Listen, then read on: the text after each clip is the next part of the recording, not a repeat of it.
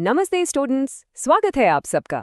आज की क्लास में हम इंडियन इकोनॉमी के ऐसे कोर कॉन्सेप्ट्स को मास्टर करेंगे जो आपके बीकॉम एग्जाम्स के लिए एब्सोल्युटली क्रूशियल है। तो चलिए बिल्कुल तैयार हो जाइए।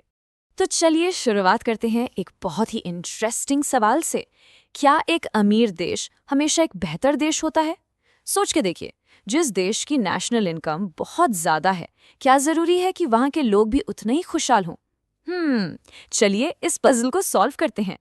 ओके, तो ये है आज का हमारा गेम प्लान। हम सबसे पहले समझेंगे ग्रोथ और डेवलपमेंट का बेसिक फर्क, फिर कुछ इंपॉर्टेंट फॉर्मूलाज देखेंगे, एक प्रैक्टिकल प्रॉब्लम सॉल्व करेंगे, इंडियन इकोनॉमी का डीएनए समझेंगे और हाँ, आपके लिए एक एग्जाम गोल्डन की भी है और एंड में रैपिड रिविजन और कुछ इंपॉर्टेंट एफएक्यूज। तो एंड तक जरूर बने रहेगा।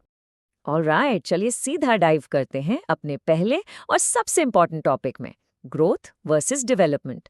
देखिए, स्टूडेंट्स अक्सर इसमें कंफ्यूज होते हैं, बट आई प्रॉमिस यू आज के बाद ये कंफ्यूजन बिल्कुल हमेशा के लिए खत्म हो जाएगा। ओके, इसको बिल्कुल सिंपल शब्दों में तोड़ते हैं। देखिए, इकोनॉमिक ग्रोथ ये है क्वांटिटेटिव, मतलब नंबर्स का खेल। देश अमीर हो रहा है, पैसा बढ़ रहा है, प्रोडक्शन बढ़ रहा है, सिंपल। लेकिन इकोनॉमिक डेवलपमेंट ये है क्वालिटेटिव, मतलब लाइफ की क्वालिटी बेहतर हो रही है, लोगों को अच्छी एजुकेशन मिल रही है, हेल्थ फैसिलिटीज अच्छी हो रही हैं। तो ग्रोथ मतलब रिचर, डेवलपमेंट मतलब बेटर। अब इस कॉन्सेप्ट को हमेशा के लिए याद रखने के लिए ना, ये एनालॉजी देखिए, बिल्कुल डे टू डे लाइफ से। सोच लीजिए एक फैमिली है, फैमिली में फादर की सैलरी बढ़ जाती है। ये क्या है? ये है ग्रोथ, सिंपल।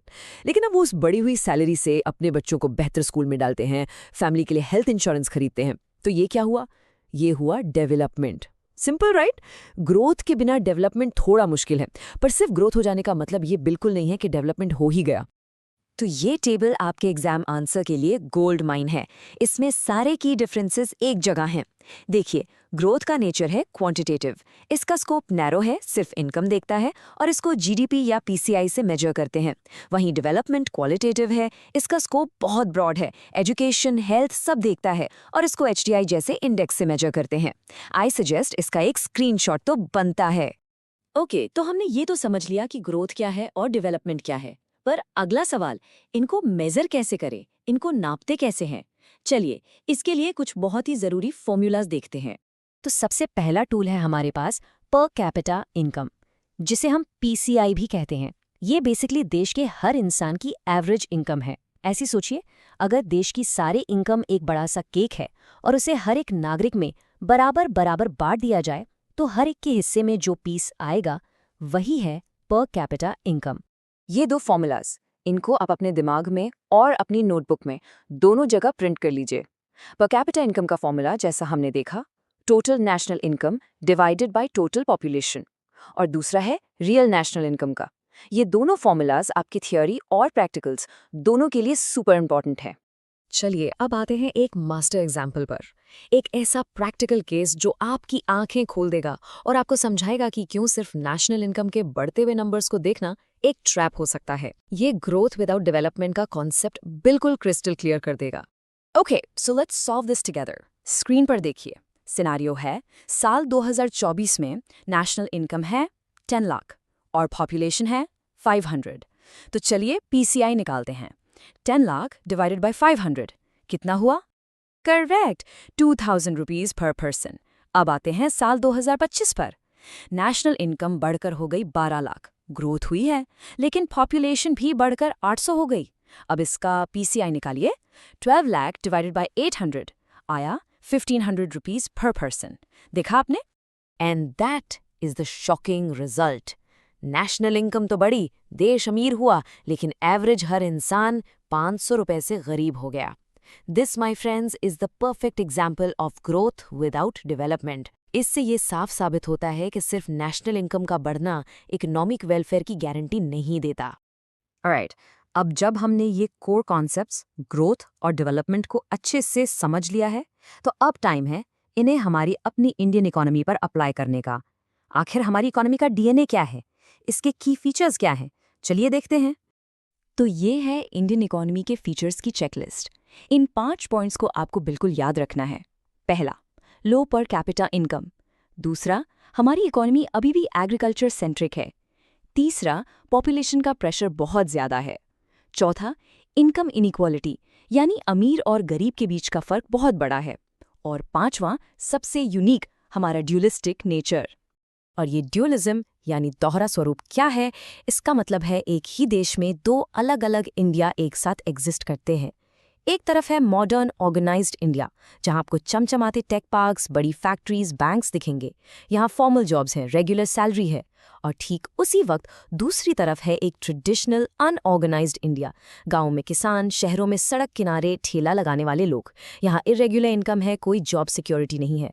एक ही फ्रेम में आपको मेट्रो ट्रेन भी दिखेगी और बैलगाड़ी भी। यही है ड्यूलिज्म। Okay everybody, attention.